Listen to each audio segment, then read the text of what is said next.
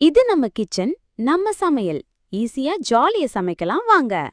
தக்காளி சாதம் இப்படி ஒரு முறை செஞ்சு பாருங்க. ஈஸியா டேஸ்டா செய்யலாங்க.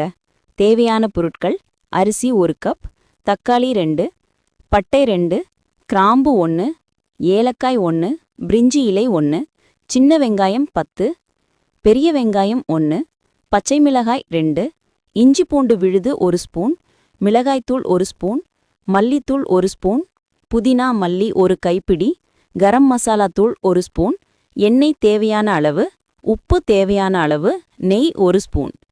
குக்கரில் எண்ணெய் ஊற்றி சூடு ஆனதும் பட்டை, கிராம்பு, ஏலக்காய், பிரிஞ்சி இலை போட்டு நாளிச்சு விடுங்க. கூடவே நீளமா கட் பண்ண பெரிய வெங்காயம் போட்டு வதக்குங்க. அது கூடவே இடிச்ச சின்ன வெங்காயம் போட்டு வதக்கணுங்க.